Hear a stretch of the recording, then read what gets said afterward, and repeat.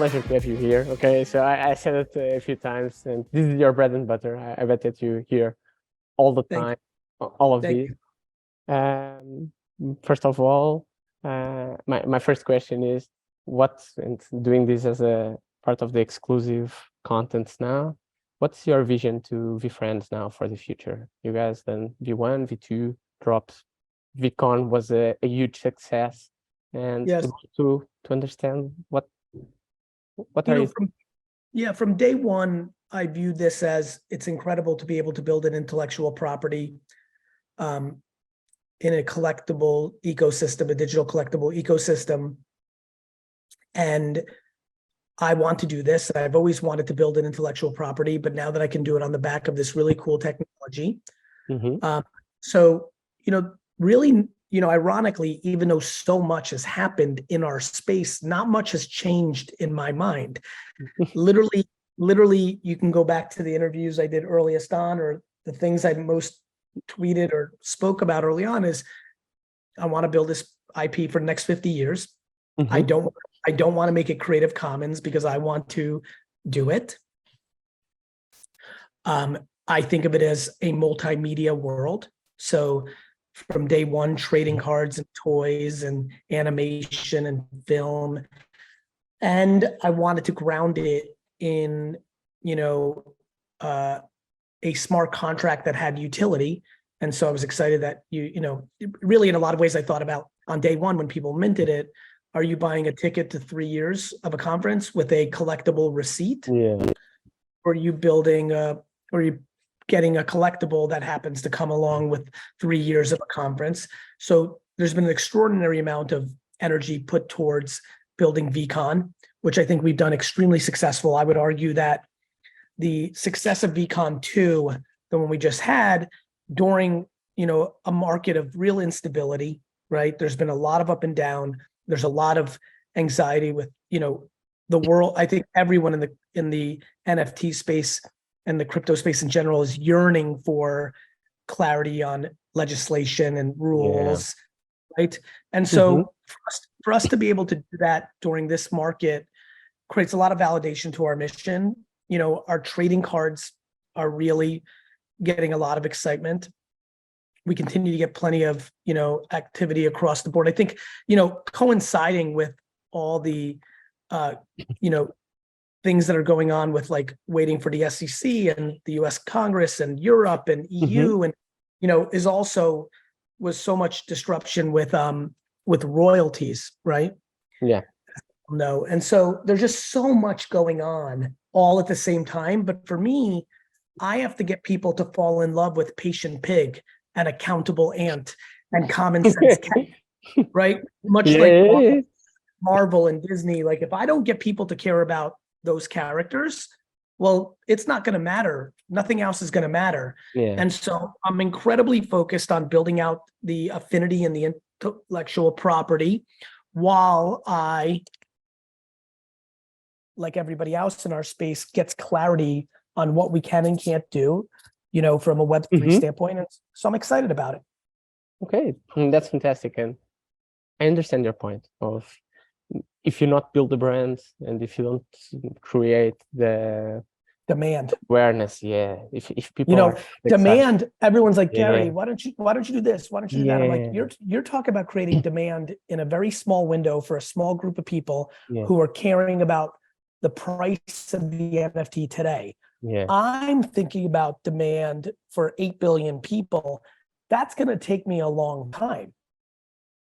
And you need a roadmap to arrive at. You need to think. And the roadmap, as you know, or you may not know, but with VFriends, I've never put out a roadmap because for me, the roadmap is I have to build as big of a brand as possible for the collectible and experiential part of this business. And that's just going to take time, and it's going to come in a lot of twists and turns from a lot of different places.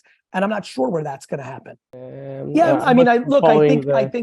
think a lot of the things that I was talking about, not everyone in our space was in agreement with or thought it was the right thing. And I'm empathetic for that. I also don't think I'm always right, but I knew what the mission was and continues to be. And so, I'm having meetings, for example, of building out exhibit booths for Comic-Con and Design Con, and I'm having conversations on our YouTube Kids content strategy. Like, if we're not doing those things, the financial engineering or all this fun, like that's just not, it's not sustainable. That's right. Will die. It will die. It will not have That's any right. momentum. No, and it makes sense. Like, I'm an entrepreneur and I understand that a little bit based also on things that I learned with you previous to being an entrepreneur. It's like fail, succeed, try. So having a very strong roadmap that doesn't make sense, may have sense today, it will not make sense 1 year apart from now. So it makes perfect sense. And it's impossible to predict. Nike, Apple, Tesla, Netflix, they have a vision, they have strategies, but they have to adjust to the reality on an everyday basis. And so I think that I think of roadmaps as, marketing material that people put out, not actual business strategy. And I've focused on the business strategy. No, I'm fully aligned. But that takes me to kind of a follow-up question, that is, and you were saying about the financial ecosystem for the system. Do you feel that there is a lack of tools for the NFT space, for the finance perspective, from, for example, lending options, or you believe that it will take that sense of IP / broader? No, I think like the world, I think both are needed, and both will evolve. I'll give you an example. When somebody, to your point on lending, what you guys do for like, there are people who lend against $1 million comic book. Yeah, it's true. And it is a far more challenging and more friction thing to do. You have to go to a pawn shop or to you got to find like a needle in a haystack. You got to Google, you got to find someone, then you got to go authenticate if it's a Superman first edition. There's all this stuff. Whereas in your world, it's all on the blockchain. Yeah. That. Go ahead. Sorry. Please. No. I was going to say the efficiency. You first. I'll go first. The efficiency of what you're doing, and these are just. I believe that all of these are inevitable outcomes. When I launched WineLibrary.com in 1996, people thought I was crazy that people would buy wine on the internet. Yeah. I knew that people were not going to buy wine on the internet at scale in 1998, in 2000, but I knew inevitably it was going to be a meaningful part of the world. I know that we are in a place where there's an inevitable outcome of for this technology, which is the genie's not going to go back in the bottle. So, all of this needs to be figured out. The governments around the world are clearly spending a lot of time trying to figure it out. Some are on defense, some are on offense, some are in between. But as far as the tools, all of them will be built. Yeah. There'll be winners and losers, just like, lots of people tried to start banks through the years. Lots of people tried to start credit card companies, but they will all be built and they'll be a part of our world. And I think, look, think about this. There are people right now who spend $4 million on art in their life, collectible physical art. Who tomorrow will have a financial opportunity that requires liquid in a 1 week period. Okay? Yeah. That individual might be liquid poor right now, but asset rich. Yeah. They may need $1 million. And they don't have it for some reason. These circumstances arise where people have a lot of assets, but not a lot of cash. It happens. Usually with bigger numbers than I'm using now, but let's just play this story out. In today's world, it's hard for them to get money against that $4 million of art.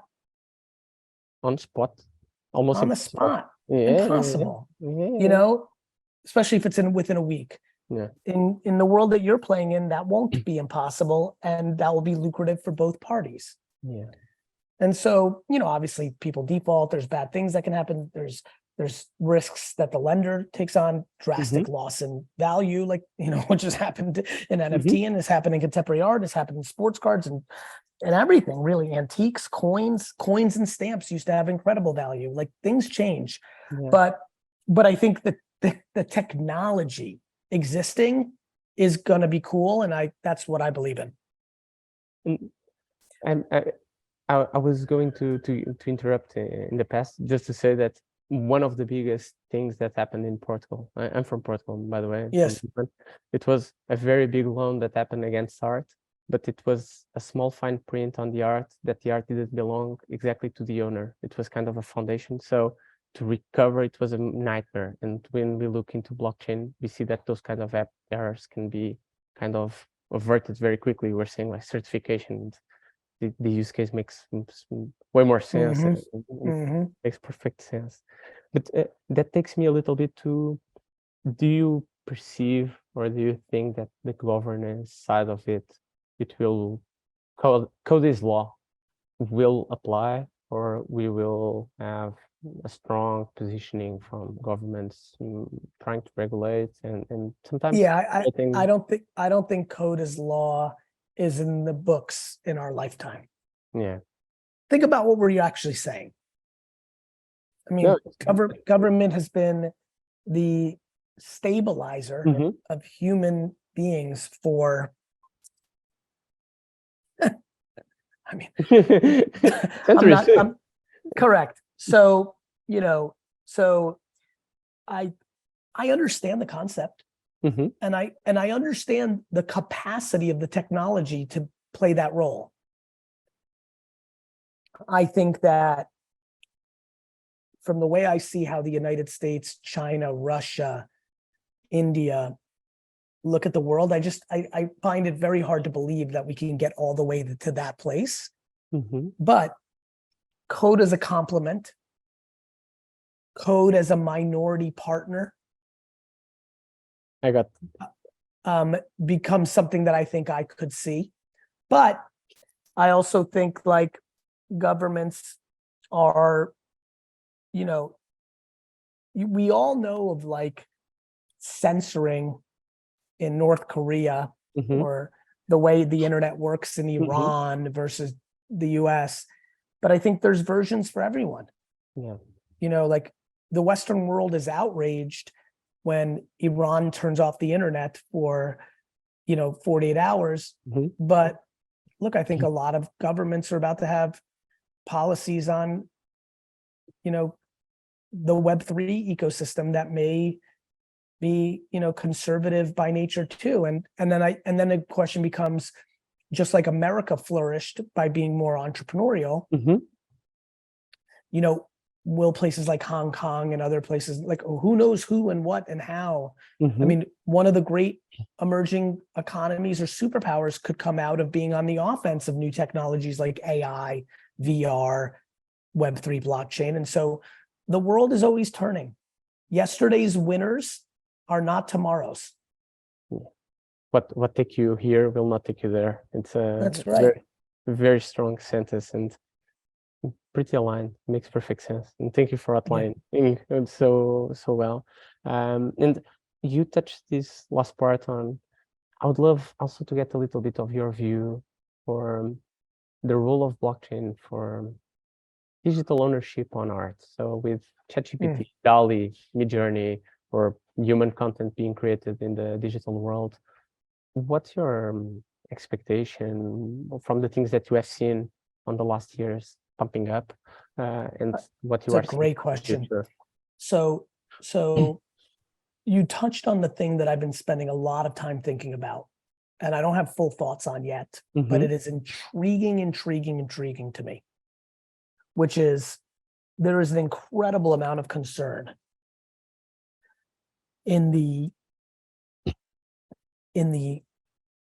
IP world that these AI bots are scraping, stealing, and they're taking the ingredient, maybe the final meal looks a certain way, but the string beans and the sauce and the eggs and the batter and the honey and the salt and the vinegar and the, you know, come from these places, and are they going to get their economic value from that?